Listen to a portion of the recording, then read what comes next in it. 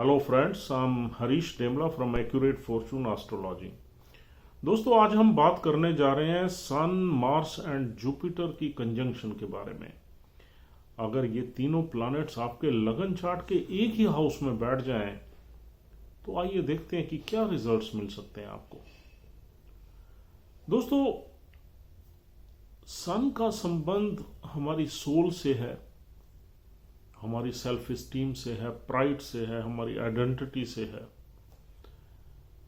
और सन का संबंध हमारे पिता से है, गवर्नमेंट से है, अथॉरिटेटिव लोगों से है। और सन का संबंध कहीं ना कहीं हमारी हेल्थ से और कैरियर से है। और मंगल का संबंध हमारे एक्शन से है, हमारे ब्लड से है, हमारे एग्रेशन से है। एक मार्स को हम एक सिपाही की तरह देखते हैं। तो मार्स का संबंध जो है वो जितने भी एग्रेसिव एक्शन है हमारे, जो फाइटिंग स्पिरिट है हमारी, उससे रिलेशन है मार्स का। और मार्स का रिलेशन हमारी विल पावर से है, हमारे डिसिप्लिन से है। और नेक्स्ट प्लैनेट हमारा जुपिटर है। तो जुपिटर का संबंध हमारी विजडम से है, वेल्थ से है। और जुपिटर का संबंध एजुकेशन से है और ब्लेसिंग से है। यानी कि गुरु एक नेचुरल बेनिफिक प्लैनेट है। और मार्स को हम मैलेफिक प्लैनेट के से ही जानते हैं। और सूर्य में भी थोड़ा मैलेफिक इफेक्ट है, क्योंकि इसका संबंध कहीं ना कहीं हमारी ईगो से है, हमारे प्राइड से है। तो दोस्तों, ये तीनों प्लैनेट्स जो है, ये अगर आपके चार्ट में 3 डिग्री से 10 डिग्री के डिफरेंस के अंदर बैठ जाएं, तो आपको बहुत ही डायनामिक रिजल्ट्स दे सकते हैं। यानी कि ये तीनों प्लैनेट्स फ्रेंडली प्लैनेट्स हैं।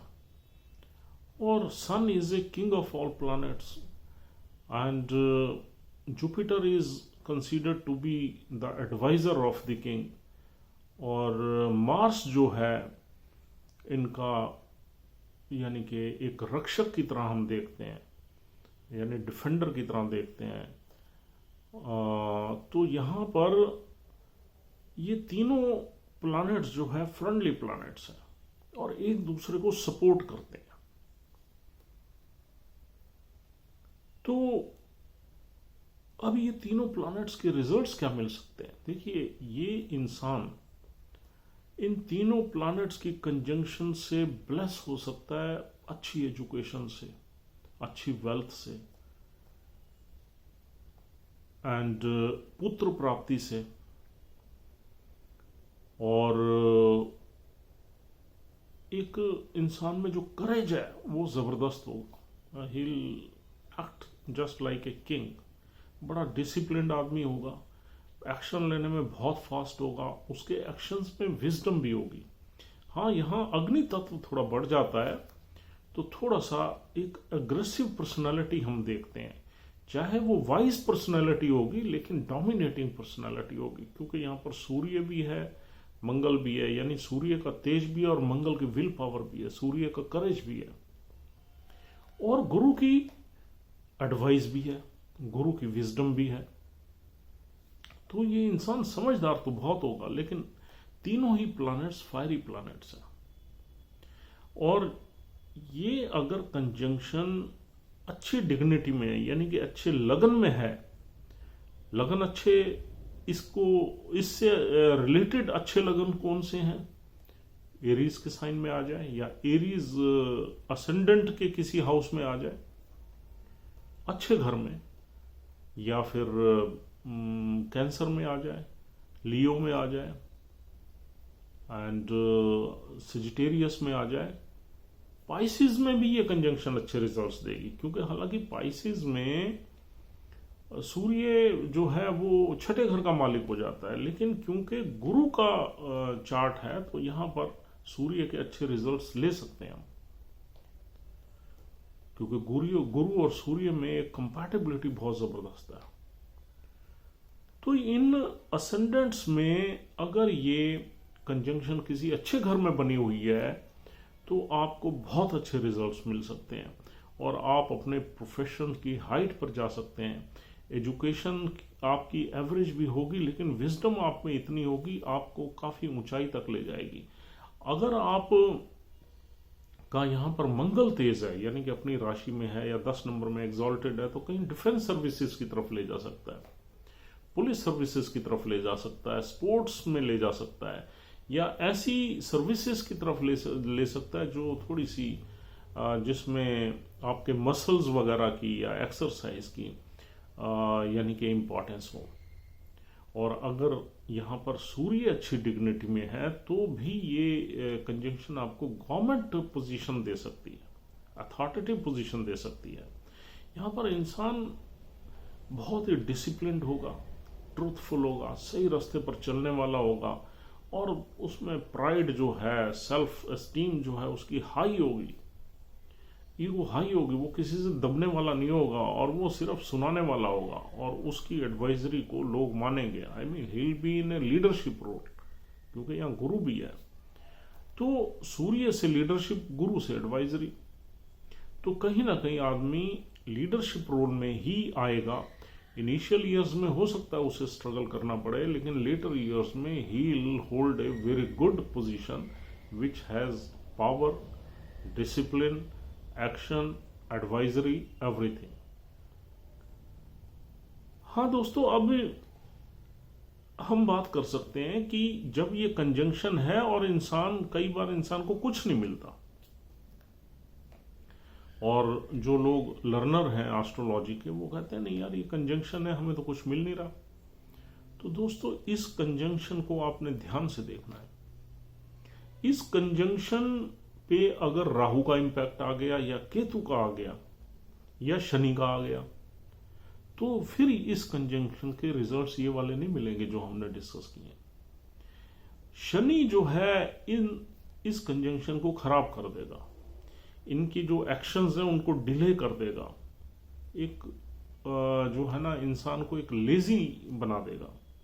हार्ड वर्किंग हो सकता है इंसान, लेकिन Saturn will always obstruct in the action of this person, decisions of this person, क्योंकि Saturn is bitter enemy of I mean the sun and Mars. Jupiter के साथ neutral relationship है सैटर्न की, but they don't I mean like each other.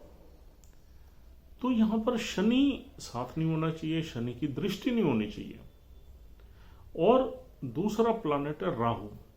Rahu अगर यहां आ जाता है या राहु की दृष्टि आ जाती है तो यहां पर इंसान में या तो ईगो बहुत होगी या उसके जो एक्शंस होंगे वो रैश होंगे, और उसकी एडवाइजरी यानी कि जो गुरु की एडवाइजरी है उसको भी अगर राहु ने इंपैक्ट कर दिया तो उसकी एडवाइजरी रॉन्ग डायरेक्शन में होगी, तो ये कंजंक्शन बिगड़ जाएगी। यहां विजडम आदमी की सही डायरेक्शन में काम नहीं करेगी। और फिर अगर यहां केतु की दृष्टि आ गई, यानी कि दृष्टि का मतलब केतु की 5वीं या 9वीं दृष्टि आ गई, राहु की 5वीं या 9वीं आ गई और साथ बैठ गए, तो वैसे ही इसका जो है सब इसका जो सत्यानाश कर देंगे इस कंजंक्शन का।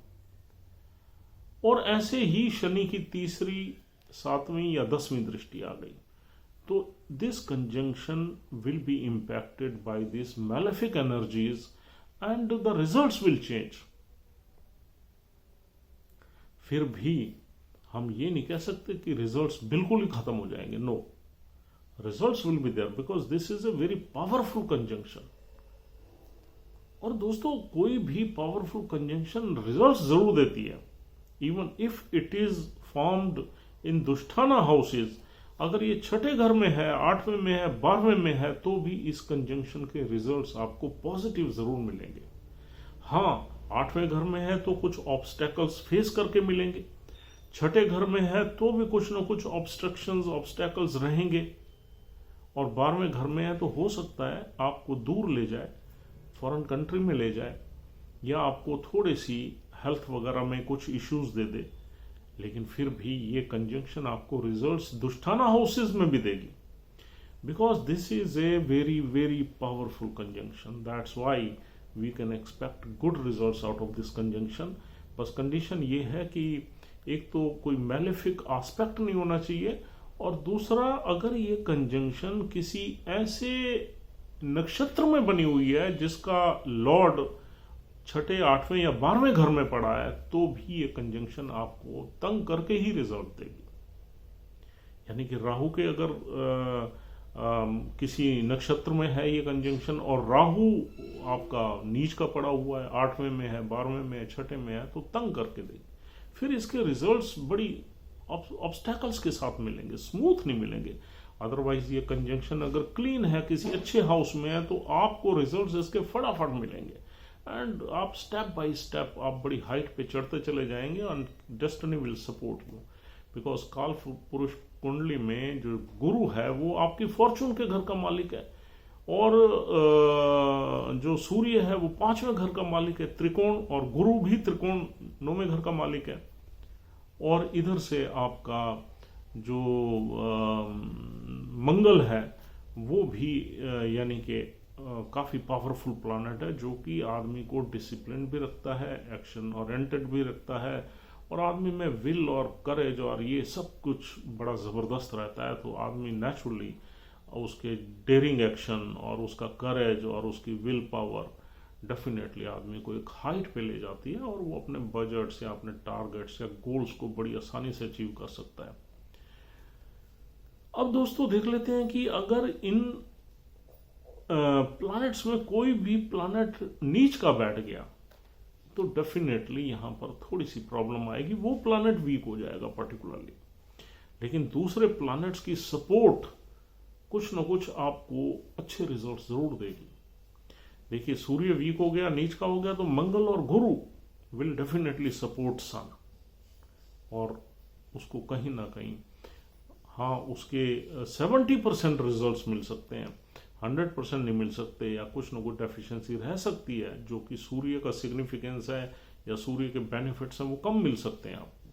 ऐसे ही अगर मार्स नीच का आ गया तो प्रॉब्लम थोड़ी ज़्यादा बढ़ सकती है, क्योंकि यहाँ पर नीच का जो मंगल है वो इंसान को पॉजिटिव एग्रेशन नहीं देता, नेगेटिव एग्रेशन देता है,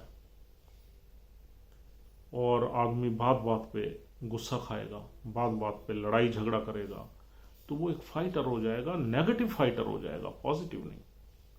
और ऐसे ही अगर गुरु नीच का आ गया तो हम इतनी ज्यादा मैलिफिक इफेक्ट नहीं देखते, बिकॉज नीच का गुरु भी आपको ज्यादा परेशान नहीं करता। हाँ, आपका एक जो बिलीफ सिस्टम है वो वीक हो जाएगा। अगर ये तीनों अच्छी डिग्निटी में पड़े हुए हैं तो आपका जो बिलीफ सिस्टम होगा वो बहुत स्ट्रांग रहेगा, और आप यहां पर फंडामेंटलिस्ट भी इसी कंजंक्शन से ही निकलते हैं। लेकिन इस कंजंक्शन में अगर इंसान को एक गलत धर्म की शिक्षा दे दी जाए शुरू से ही, चाइल्डहुड से भी, तो फिर आदमी एक गलत बिलीफ सिस्टम को लेके चलता है। लेकिन वो उसकी लाइफ में तभी होता है जब इस पे कोई राहु वगैरह का इम्पैक्ट हो, और आदमी को एक जो है ना उसका रिलीजन जो है वो गलत तरीके से यानी कि उसकी एक बिलीफ सिस्टम बन जाएगा, और वो समझेगा कि वही सही है जो वो जानता है। और यहाँ पर इंसान में जो नेम है, फेम है, रिकॉग्निशन है, कैरियर है, ग्रोथ है, प्रमोशन है, गवर्नमेंट की सपोर्ट है, फादर का साथ है, ये बहुत ज़बरदस्त मिलेगा। मंगल जो है वो आपको छोटे भाइयों का साथ या विल पावर, आपको करेज, एक्शन, डिसिप्लिन, ये मंगल यहाँ पर इंसान को ब्लेस करेंगे, और गुरु विजडम ब्लेस करेगा और वेल्थ ब्लेस करेगा। तो यहाँ पर इंसान जो है अगर नौकरी में है तो एक बहुत बड़े ओहदे पे पहुंचेगा, और अगर बिजनेस में है तो बहुत फ्लोरिश करेगा, उसका नाम होगा अपने सर्कल में, सोसाइटी में, शहर में। अगर अच्छी कंजंक्शन ये 10वें घर में है तो आदमी पॉलिटिक्स में भी आ सकता है, आदमी किसी मंगल के अच्छे कैरियर में भी आ सकता है। और अगर ये कंजंक्शन आपके 7th हाउस में है तो डेफिनेटली बिजनेस की तरफ आपको ले जाएगी, 11th हाउस में भी बिजनेस की तरफ ही ले जाएगी। लेकिन हाँ, यहाँ पर 7th हाउस में अगर होगी तो थोड़ा सा मैरिज में डोमिनेट करने वाला नेटिव होगा। वाइफ के घर में अगर ये कंजंक्शन है तो उसकी वाइफ भी डोमिनेटिंग हो सकती है और खुद भी आदमी डोमिनेटिंग होगा, तो थोड़ा सा स्ट्रगल रहेगा शादी में। हालांकि गुरु की प्रेजेंस शादी बिगड़ने नहीं देती आसानी से, कहीं ना कहीं विजडम रहती है, फिर भी एक डोमिनेशन का सीन यहाँ पर बनता है। ऐसे ही 4th हाउस में भी थोड़ा सा डोमेस्टिक एनवायरनमेंट में थोड़ा सा एग्रेशन वगैरह रहेगा, क्योंकि मंगल 4थे घर में अच्छा नहीं माना जाता, 5वें घर में बहुत अच्छा है, 10वें घर में ये कंजंक्शन बहुत अच्छी है, लगन में बहुत अच्छी है, 11वें में अच्छी है, और तीसरे में आदमी बहुत ज़्यादा मेहनत करके ही इन सब चीज़ों को अचीव करेगा। और दूसरे घर में भी ये कंजंक्शन अच्छी है, थोड़ा सा फैमिली में अनरेस्ट रह सकता है, थोड़ा सा आर्गुमेंट्स रह सकती हैं, अदरवाइज गुरु की ब्लेसिंग से चीज़ें बिगड़ेंगी नहीं। थोड़ा अग्रेशन रहेगा, लेकिन थोड़ा डोमिनेशन रहेगा फादर वगैरह का, लेकिन हाँ, ये गुरु की जो है प्रेजेंस इस कंजंक्शन को बिगड़ने नहीं देगी, तो रिजल्ट्स आपको मैक्सिमम पॉजिटिव ही मिलने की संभावना बनेगी। तो दोस्तों, कुल मिला के अगर हम देखें तो ये एक बहुत ही पावरफुल कंजंक्शन है, और इस कंजंक्शन से नेटिव को कई तरह की ब्लेसिंग्स मिल सकती हैं। एक बड़ा डेयरिंग पर्सनालिटी के रूप में हम देखते हैं इस कंजंक्शन में नेटिव को, और एक वाइज पर्सनालिटी, और जिसकी अपनी सेल्फ रिस्पेक्ट ज़्यादा है और अपनी नज़रों में ज़्यादा है, और थोड़ा सा लीडरशिप रोल में उसको देखते हैं। और अगर आदमी बिजनेस की तरफ काम कर रहा है तो बिजनेस में भी उसका नाम होगा और उसकी चलेगी, and he will flourish and rise in his life, and he will meant definitely wealth, and he'll be a wealthy person in this society. So this is a overall very powerful and positive conjunction. So दोस्तों, this is all for the day, and उम्मीद करता हूँ आपको ये discussion पसंद आई है। If you have liked our videos, then don't forget to subscribe our channel. And if you want to contact me for any consultation, my number is 9899105355. And I think you have really understood the meaning of this conjunction, and we'll be uploading some more useful videos for you on 3 planets conjunction, which series is going on nowadays. And please keep on watching our videos, and have a nice time. We'll see you soon. Thank you very much.